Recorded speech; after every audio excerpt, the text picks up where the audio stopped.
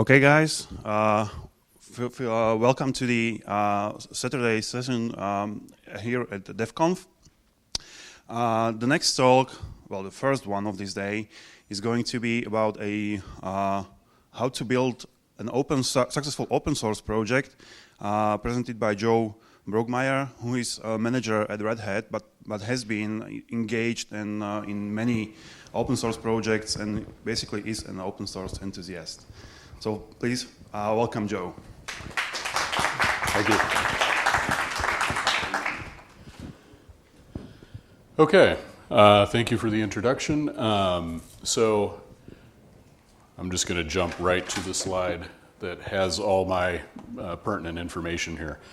I'm going to give all this information not because I like to fluff up the talk or talk a lot about myself, but because this is relevant in terms of the talk itself. So I've been at Red Hat since August 2013. I am an Apache Software Foundation member. I joined the Apache Software Foundation working on the Apache Cloud Stack project when I was working for Citrix. I'm also a PMC member in the Incubator, which, how many people are familiar with the Apache Incubator? That's kind of where this title comes from a little bit. Okay, so how many people are familiar with the Apache Software Foundation? Okay, good. We have what is called an incubator for new projects. Basically, you don't just walk into Apache and say, hi, I have a lump of code and now I would like a project, make it a TLP and give me resources. You come to the Apache Software Foundation and say, hi, we have a small but hopefully growing community, or we have something that we would like to turn into an Apache community. Will you please accept us? And they say, okay, we'll put you in the incubator to make sure that you're doing things the Apache way, because Apache is a 501c3 that has rules that govern how it releases code and things like that. And companies like Red Hat and IBM actually trust Apache to release code that they can count on having already been vetted somewhat and have legal dependencies and all these other things. So there is an incubation process for every project that they have to go through that makes sure that one company isn't dominating the project, or make sure that you're not releasing stuff that, everybody expects. If it comes out of the Apache Software Foundation, it's Apache Software Foundation licensing, right? So you got to make sure that they're not doing something really fun like depending on LGPL libraries unexpectedly and things like that. I was the first OpenSUSE community manager. I did that for 2 years. That was an experience. I'm also a recovering tech journalist. I did that for many, many years. Basically, most publications that cover open source I have written for at some point. And completely unrelated to the talk, these are many of the things that I really enjoy. All right. So what we're going to cover in this talk, I talk a little fast, and I apologize for that, although I think, at least my perception when I'm sitting listening to other people talk, is that it's harder to get bored when the speaker talks quickly. So people can actually listen at a much faster rate than most people speak. That is not a problem that most people have when I'm talking about things on stage. So anyway, I'm going to talk about why this is important. I want to talk about defining success for a project, because I have people come up to me all the time. It's like, we want to make our project successful. Great. What do you mean by that? Okay, so we'll talk about that. We'll talk a little bit about governance and community. And by the way, this talk is compressing a lot of things that don't always go together. But as you might guess, a lot of these things have to do with my day job working in OSAS. And we bring all of these things together. You will also notice that the one thing I'm not going to cover in this talk is trying to tell any of you how to run your projects technically. Okay, I'm not going to have an opinion over Jenkins over Travis CI. I'm not going to have an opinion over code indentation. I don't have an opinion on Golang versus Perl versus whatever. These are things that you can decide. I am not an expert in any of those things. Infrastructure. We're going to talk a little bit about project infrastructure and what you actually need to have for a successful project. I'm going to talk a little bit about marketing and promotion. I am not using the textbook term of marketing here. When we talk about marketing for projects, I'm lumping in a lot of things from public relations and marketing and promotions and communications and things. But they all kind of blend together when you don't have a distinct marketing and PR budget and analyst budget and all of those things. Okay? And finally, I just want to put in a solicitation for how can we help your projects. with and I will reiterate this later, we do not have infinite resources or people, but OSAS would like to help projects as much as we can. That may vary between if there is a business case to help a project. By the way, how many are Red Hatters here? Okay. So if there's a business case to help grow your project, we can make that. And I've been through that process. That process takes a long time. Another important thing is anything that you think is going to take 2 weeks can take up to a year when you're talking about budgets. So, but anything we can do, we will certainly try to do. Want to put in a quick plug. This is part of the marketing part that comes at the end. But remember, use social media, okay? So I want to put in a plug for the conference. Please tweet about this talk. Please tweet about the other talks that you're going to. These are the relevant details right here. I'm JZB on Twitter. By the way, that's a really easy way to find me later. DevCompCZ is a conference and hashtag DevCompCZ. Please make a point to blog, write, do whatever to promote the conference. And have I said that the conference organizers have done a great job? Because if I haven't, I want to say that right now. So, all right. So what is community over code? Basically, you can do a couple of things in open source, and companies run projects in a couple of different ways. One way to run an open source project is to develop something, toss it over the wall with an open source license, and keep going and do traditional development as if open source processes don't actually exist.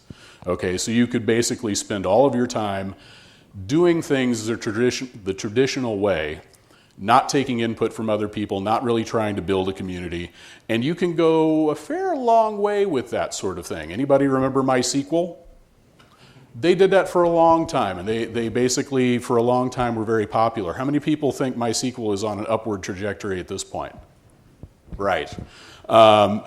Not because the quality of the code is necessarily worse than it was 5, 6, 7 years ago, but because the quality of the community has gone downhill and people have moved on to other things. Okay? How you do things is as important sometimes as what you do. Okay? This goes against, for example, the example of the fantastic contributor who's kind of a pain in the butt to work with. Okay, but he's such a good contributor. Yeah, but 5 other people left your project because they didn't want to deal with that first thing in the morning when they look in their email, okay? So what you have in your project, you have to always be building and trying to make your community better. You cannot afford, I'm going to use a bad word, but I'm quoting somebody, as Donnie Burkholz would say, you cannot afford assholes in your project, okay? When you have somebody, and we all have bad days. Okay, that doesn't mean like the first time somebody sends a grumpy email that they should be booted, but when there are consistent bad actors or people who are consistently hard to work with, you may want to find ways to either coach them or remove them from your community, okay? By the way, coaching is important too. Don't just go straight to like, okay, well, your time's up, thank you for coming. Sometimes people just don't know, okay? And you could do a whole talk about that, which I will not do, but something to think about. Remember that everyone leaves eventually, one way or the other. Sometimes it's feet first, but hopefully it's because they found another day job or something else.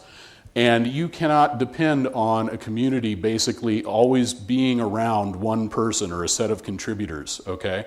You need to build a community that is going to be sustained. At Red Hat, we think about, okay, if you're at this level of the company and you want to move up, you need to be thinking about grooming other people to take your job so you don't leave a vacuum, right? Same thing in the community. If you are a hardcore contributor to something, unless you're going to make a lifetime commitment and plan on that project not to outlive you, you need to be thinking about who's going to replace you when you move on, okay? The other thing that I see a lot with companies, and I'm not pointing a finger at anybody, Citrix, is, you know, basically, we'll do it right later. Most important, we have to ship now, okay? That will get you through this quarter. That will get you through the next quarter. It might get you through a year or two. It will doom your project, okay? Now, you may be able to coast on a good project, a technically good project for a while, but unless you're building a community around it, it's not sustainable, okay? So Sometimes you need to make a choice to think about the long-term future and maybe miss a ship date sometimes, or maybe figure out how you're going to work around bringing in other actors from other companies, okay? Pardon me while I take a... So some of the core principles that you need to have in any successful community. Communication and openness. In Apache, we like to say if it didn't happen on the mailing list, it didn't happen. What this means is, in a project, you can't take decisions in groups of 2 or 3 people and then bring them back and not allow other people to have input when they should be part of that process, okay? So when we go to ApacheCon, we don't get a bunch of people sitting together in a room and making decisions for a project. You can talk about things, you can come up with plans, and you can carry that back to the mailing list and say, hey, what do y'all think of this? We were sitting in person, we were at the pub last night, whatever, and we have some great ideas. But you have to give other people ways to weigh in, okay? Mentorship. You have to spend some time working on talent in your community. You have to spend time bringing people up to speed. You have to spend some time working with people who have been there a while who may have plateaued. Maybe they're a great programmer, but their personal skills have plateaued or whatever, or their organizational skills have plateaued. So you need to always be spending time mentoring other people. You also need to be willing to be mentored and ask for help. This was a hard thing for me when I started working with Apache, because for many, many years I was a writer and I was used to tinkering with technology and figuring it out alone and having, just a deadline to worry about. But I did a couple of cycles as a point release manager, and I quickly learned my limitations with Git and with doing merges and things like that. And I could have waited and struggled with it, or I could just go to people who knew better than I and ask for help, and that's what I did. But it wasn't the first time. It was the first time somebody poked me like, hey, you know that thing you said you were going to have done yesterday? What's going on? So you've got to be willing to do both. Earned rights. This is very important. How many people participate in any way in Atomic or Docker efforts, container efforts? Or where? Just a couple people, okay. How many people work with upstreams that are relevant to a Red Hat product?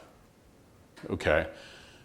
Anybody ever run into problems where Red Hat needs to ship something, or we need a feature, or we need a patch, or something like that, and upstream doesn't want it? Okay? That's not fun, is it? No. Now turn the tables. Imagine we're running an upstream project and someone comes to us and they have the same problem, okay? We have to find ways to give other people a seat at the table when we're running a project, and we want a seat at the table when we're participating in the project. There needs to be a clear path to having rights in a project. Quality is often better than speed. I think this one pretty much speaks for itself, right? Another core principle, all contributions matter. If you look at Debian, if you look at Fedora, if you look at many of the projects that are more than 10 years old, you will notice that their language is burdened with, when it comes to participation or membership and things like that, they all center around packaging and technical contributions. They do not center around things like people who do graphics or people who do social media work or blogging or documentation or any of the other things that make projects go. So you need to make sure that your community also respects and thanks people for contributions that are not code, okay? There are a lot of contributions that we need from people that are not just code. And finally, users matter. How many people went to Tim Burke's keynote yesterday? Most of you, I hope? Not as many as I thought, okay. Well, one of the things that he said when he was talking about how to be, an effective developer, I don't like the term rock star, but an effective developer is that if you're just doing something for yourself, it's basically an academic exercise. And this is a problem I had with KDE when they did the infamous 3.5 to 4.0 switch, was they got a bunch of feedback saying, no, this is not good enough, this is not whatever, this is not what we want. And they were like, well, we're the ones doing the work, we don't care what your opinion is. That was literally what they said back to people. If you're not doing it for the users, why are you doing it? I mean, why put it on GitHub if you're not doing it for anybody else, right? Why ship it if it's not for other people? So you have to think about your users' wants and needs, and sometimes you have to hold back the desire to say patch is welcome and instead work on other people's problems. So defining success is another very important part of this. By the way, I'm happy to take questions. I think I only have 40 minutes, so there's a lot to cover, but I am happy to take questions during the talk. So feel free. I know you're all very shy, so feel free to raise a hand if you have something to say, okay? Define your project goals. You need to know what you're building, why you're building it, and for whom. Again, I get called into conversations where people are like, we want a community. Okay. A community of whom? To do what? You know, just having kind of this nebulous idea that more people is better doesn't quite work. You need to know your target audience. You need to know what you want to get out of that. Now, Red Hat often, when, you know, the first goal is we need to continue growing and making money. But when we talk about an audience and who we're trying to reach, that varies, you know, who we're trying to actually pull in, and projects differ. So, for example, the audience for Fedora is much larger and less well-defined than, say, the audience for Overt, okay? We have a much better defined audience for a project like Overt or RDO than we do for something like Fedora. And I'm sure most of you have watched the last few years as Fedora has worked on, you know, okay, we ship this big distribution that's general purpose and you figure out what to do with it, to, okay, the message we're getting is we need to do a better job of delivering a tailored experience for certain use cases, okay? Also has to be measurable, okay? You can do a lot of stuff. If you can't measure success and trace it back to what you've done, it's useless, okay? You need to communicate the goals to everyone in the project on a regular basis, okay? This is one thing. It's very easy for people to get tunnel vision on the one thing that they work on and lose track of what they should be really focused on big picture, okay? So you need to occasionally remind people of the mission of the project or what you are trying to achieve. It is possible to be successful accidentally, Docker, but it is, it's hard to sustain, okay? It's really, the Linux kernel is the Linux kernel breaks many of these rules, and they have been just tremendously lucky at the right place at the right time. They did some things right, they did some things horribly wrong, but, you know, while they are a poster child for open source, they are also a terrible example, okay? You can just stumble into success, but I wouldn't count on it. All right, I want to talk briefly about governance and community. And I've already touched on this a little bit, but one size cannot fit all, okay? So I'm going to pick on somebody in the audience. Ian runs a project called Image Factory, okay? And that project has a narrow focus. Its its user base is about this big if Fedora is this big, right? And so a governance policy or governance setup for his project is not the same thing that's going to work for Fedora. It's not the same thing that works for Docker or anybody else, okay?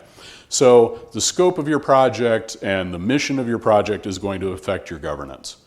But some clear guidelines on how things are done is very important. People come into a project, and I'm always, because like with Project Atomic, I was heads down in that project and had a pretty good idea of what we wanted to do, and then a new person would come in and say, I want to help, but I have no idea where to start. I'm like, it's obvious, right?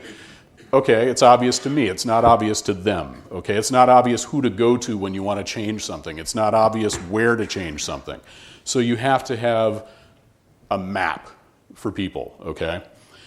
You also want to know, how does a user get rights to become a contributor? Okay, how many people have sent patches to a project for a long time and gotten frustrated because it's like, look, I've been working with you for 3 years, I've been sending patches, you accept them, but I can't just commit directly to the repository. That's frustrating, right? okay? You don't want to do that. I've had that experience with like documentation. It's like, after 50, 60 patches, if you still don't trust me to do it right, and you're not telling me how I'm doing it wrong, I'm starting to lose faith that, I'm ever going to be on equal footing, okay? Likewise, if you are accepted as a contributor, how do you become part of the inner circle that makes decisions about the project? How do you earn rights? You really need to have those things be clear. Sometimes they don't need to be enumerated as long as you're doing them well and you have a culture of that. But this is one of the things that we work on in the Apache Software Foundation and the incubator, is trying to teach projects that, you started this project with 12 people from your company. You've been in here for a year. We have 15 other companies contributing, and yet somehow mysteriously not a single one of them has contribution rights. That's a problem, okay? Red Hat cannot build successful communities if other people never feel like they're going to be equal. Other companies are not going to put money into participating in our projects if they don't feel like they'll ever be close to equal, okay? Golden rule, treat contributors like you want to be treated in another project. Look around your projects and ask yourself, would I personally contribute to this if, it was run by someone else, okay? How many people, for example, object to Canonical's CLAs and won't contribute to things because of the CLAs that Canonical has, okay? We shouldn't have those things, and we try not to have those things because we want people to contribute, okay? We don't want to have better rights than others, for example. And finally, this isn't precisely governance, but I've already talked about the importance of, recognizing contributions from others. I also want to just briefly touch on, you need to pay attention to diversity in your project, both for people and skills, okay? You need to make sure that you're not just cultivating other people like you. You need to try to broaden your community. A couple of suggestions. Again, I've already touched on a couple of these things. Everything should happen on the equivalent to a mailing list, okay? If you have IRC meetings at a certain time, guaranteed it's 2 o'clock in the morning for somebody who might be contributing to your community, right? If you live in Europe and everybody else participates in the project is on the West Coast of the United States, you are going to have a lot of trouble participating in real-time meetings. If you're in Australia and, whatever, it just holds true across the world, and we have a lot of things like that. I'm not going to advocate, sometimes projects try to balance this by saying, okay, once a month, everybody in North America is getting up at 2 a.m. to have this thing. No, people don't do their best work at 2 in the morning. Maybe find an asynchronous way to communicate instead, okay? These are often also, my experience in Apache that I think works very well. Try to give people about 72 hours on a mailing list for feedback. That's about 72 business hours, not like don't send something out at 8 a.m. Friday and then Monday morning call it good. Give people some reasonable time to communicate, but also hold to that window. Okay, set the expectation that if you open a discussion on a mailing list, and by the way, if you're going to open a discussion on a mailing list, make it obvious. Use a good subject line, and hey, maybe even put discuss in front so people can identify those things versus random missives to the universe. But basically, give people time to comment and then hold them to it. Don't let people come into a community and say, I just wasn't paying attention to email for 3 weeks. I'm sorry, but I want to go back and reverse this decision that we made. You have to have a community where you can make decisions effectively and move on. I like lazy consensus for decision making. Is anybody familiar with lazy consensus? Hands? Not very many? All right, lazy consensus is basically, with certain exceptions, you send something to a list, and when people don't reply, you're just assuming that's assenting to whatever it is that you want to do, okay? Now, obviously, there are things that you can't do that for. You can't lazy consensus a license change from ASL to GPL v3. You need, direct assent for that. But generally speaking, lazy consensus, and in Apache, for example, you can't add a PMC member based on lazy consensus or do a release on lazy consensus. You actually have to get strong +1s from people.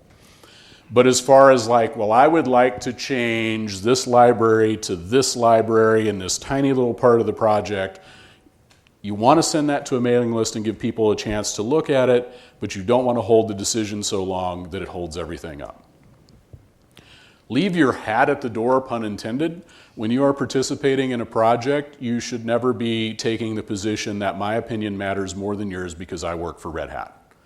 You should never take the position that if somebody from pick whatever company in your heads is the direct competitor to Red Hat or the most evil company on the planet, comes into your community and wants to make a contribution, they should not be dismissed because of that. As long as they are participating in good faith, they should be treated equally, okay?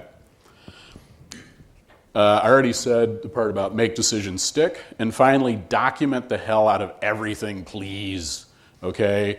Find a way to, when you make decisions, put them somewhere they can be found and revisited so that, this is a thing I see over and over again in projects and, frankly, just general human interactions when it involves groups that have rotating people in and out, is decision is made, time passes, 6 months later, people forget about the decision and want to revisit it, or people didn't like that decision and use an opportunity of time passing to bring it up again. And sometimes that's valid, sometimes things change, but usually it's just a disruption. So if you make a decision that you're going to do X, Y, or Z, you need to document it and refer people back to that decision, okay? And not just keep reliving conversations over and over again. Any questions on that? Is any of this helping or making sense? Okay, all right. Infrastructure, what I like to call the care and feeding for community, okay? These are pretty obvious, but these are things that in OSAS we set up over and over again.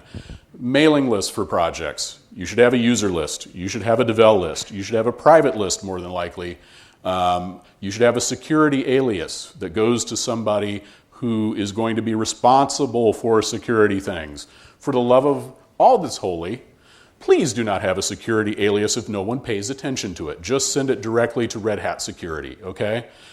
The worst thing in the world is when someone actually sends you, like, you have a 0 day and nobody notices, okay? So have somebody who is responsible for paying attention to those things. Depending on the project, it may or may not merit having a forum. It depends on the audience that you have and whether they like to interact on forums. And this is a really important part, whether you have someone to man the forum, or woman the forum, sorry, I don't want to be, but people the forum and watch for things coming in, okay? Because if you have a forum where people are asking questions or spamming it and no one is watching, that's bad. This is a thing that we've had lately with Project Atomic, which I was running Project Atomic as the community lead, and then I got promoted and had other people and all this other stuff, and then suddenly, I don't have time to go look at the forum every day, but we didn't backfill the position for 6 months, so it's tumbleweeds and spam, lots of spam. And so please pay attention to that. Bug tracker, pretty obvious, right? You need one. Documentation and maybe a wiki. Wikis are where information goes to die, but people still like them. I forget what I said a few months ago. I got retweeted a bunch, but something like there's no better way to see broken hopes and dreams than a wiki, Yes?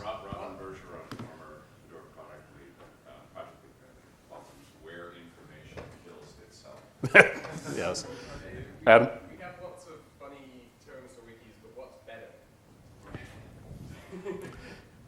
That's a legitimate question. I mean, they can be useful, but also, I mean, if you go through, I'll pick on Fedora. If you go through the Fedora wiki, it's not maintained well. And who has the time? Sorry? Sure. But large areas are not. I will assume that the QE portion is lovingly maintained. All right. Code repositories, clearly you have to have those, probably. I don't know. just pass around a tarball, sure, whatever works. No, more than likely your code repository these days is going to be Git, maybe on GitHub, maybe some other Pager or one of those other services. How many folks know about Fedora Pager? Pager? Okay, Fedora actually provides a service for people who want to host code and do not want to be on a proprietary service. It is not as fancy or, whatever as GitHub, but it's maintained and open source, and you don't have to worry about it turning evil one day when Oracle buys GitHub. So, anybody remember the whole kernel thing and why we have Git? Yeah. What's that? Bitkeeper, thank you, yeah. The distributed revision control system, and then we put all our right. revisions into one. Yeah, that was right.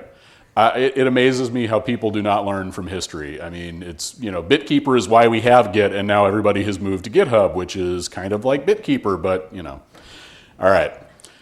You may want to provide a... Without the Bitkeeper, we will not have a Git now. I'm sorry? Without the Bitkeeper, we will not have Git probably. Sure.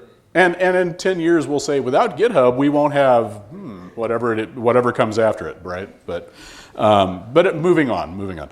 Trello and Kanban. You may want to provide these things for people to track things that are not bugs, features, and ideas, and so forth. There's Kanboard. There's a couple of other free software versions of this that people really like. Continuous integration. This is something that a couple of years ago wasn't really a thing, but projects are asking for more and more, is a way to do testing and continuous integration. These are good things. You should find a way to do them. You should do them early in your project before things move to a point where it becomes ugly. Without getting too deeply into suggesting what you do technically, I would even suggest, I think we had a talk about this yesterday, about, somebody said no commit without documentation. I would also suggest no commits without tests. So, and finally, and very importantly, translation tools, because not everybody speaks English. And maybe people in other parts of the world would like to have things in their language. Very briefly, this thing we're doing here, where I can see you and you can see me and we can exchange words and beers, it's a good thing. It's a good way to build community, and you should find ways to do it in your community if you possibly can. We still do not have a way to deliver beer over TCP/IP. This is a tragedy, but it's the truth. So, meetups, lugs, daycares, probably not daycares, but find a way to, meet people in your community and talk about your projects. And, most of you probably live in a city where other people care about your technology. So get out and meet them and talk to them, and you will learn things, and they will learn things from you. More than likely, I come to a lot of these things and I do talks, and I guarantee you that I will learn more at this conference than you will learn sitting through my talk. And I don't just mean attending other talks.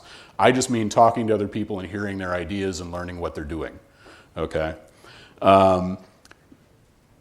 That said, you cannot depend on having a budget to do in-person collaboration all of the time, so make it count and try to make it happen.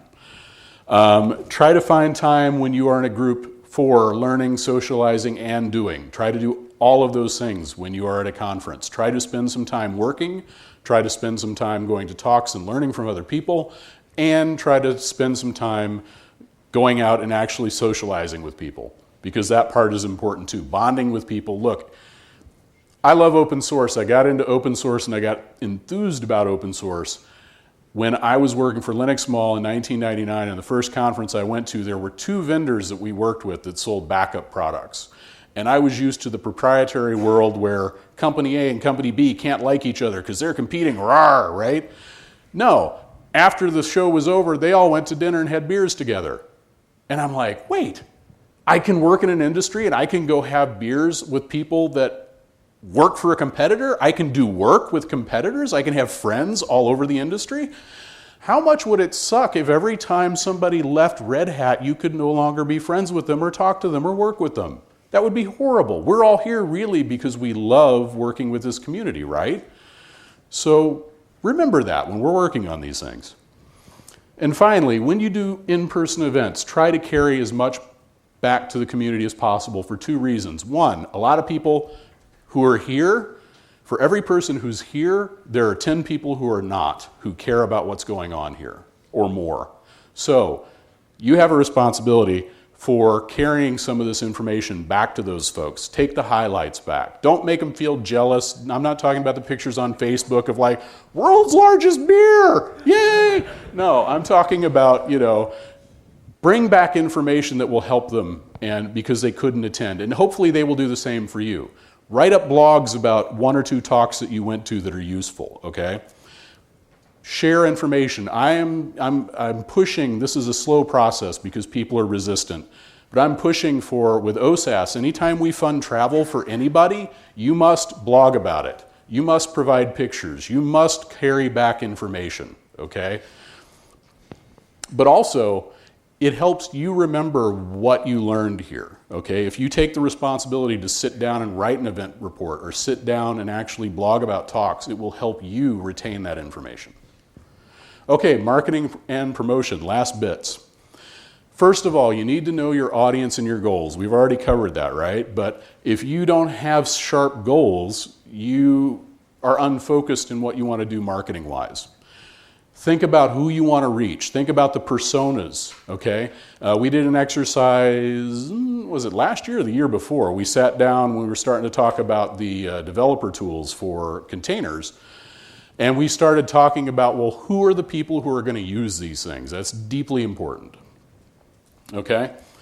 What do the people want that are using your stuff? Craft a story to them, okay? You need to see, and then go back and see how what you're doing fits that story, okay? Do a feedback loop. You should be doing user surveys. You should be talking to your users and asking them, okay, how are we doing? Is this working for you? Are you enjoying this? Can we do better? Where can we do better? Sometimes that will also entice people to join in and help, because where do contributors come from? They come from users. It's like a beautiful cocoon. After using something for a while, they enter the little thing, and then they come out as a butterfly that contributes. Okay, maybe not.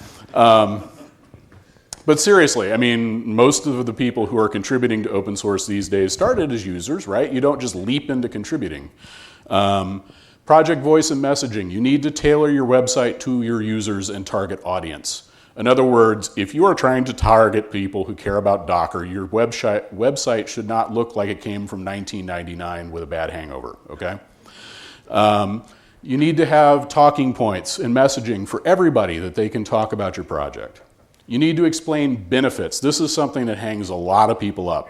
Even like the Fedora workstation folks, I usually get, when I was working on Fedora marketing and trying to pull together the release for several years, you would get back this implemented blah library and implemented this and Wayland now does foo, and it's like, what does that do for me? It's like, I don't understand. Why do I care as a user? I don't care that Wayland does foo. I care that it lets me do, copy and paste between windows more efficiently. I care about this, that, or the other.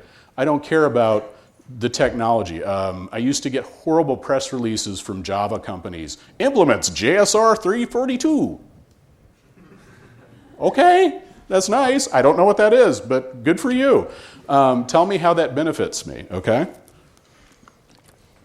And finally, find a way to show me how to be successful quickly. If you don't have a start guide that helps someone up and running in whatever is a reasonable time frame, 5 minutes is not reasonable for CloudStack. 5 minutes is reasonable for Atomic. Make sure that you have that. Blogging and social media, okay? Take the time to write about what you're doing.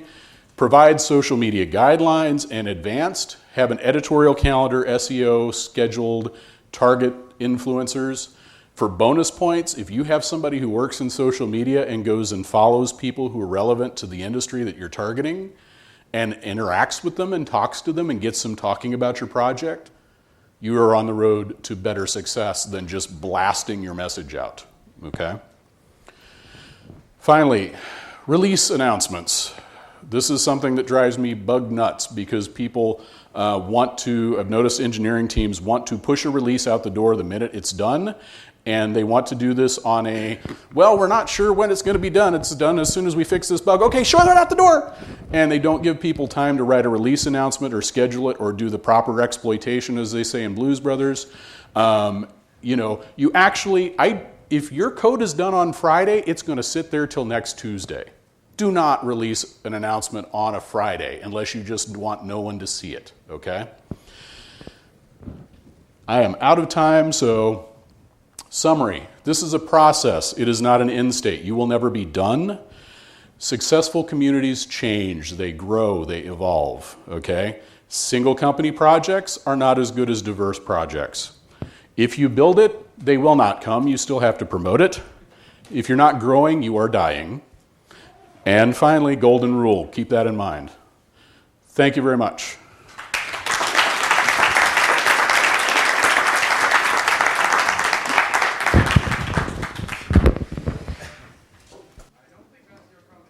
That is not my contact. If you want to reach me, JZB@Red Hat, please.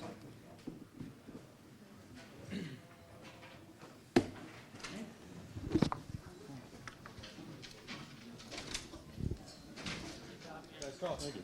Thank you. Thank you. Somebody asked questions. Who asked questions?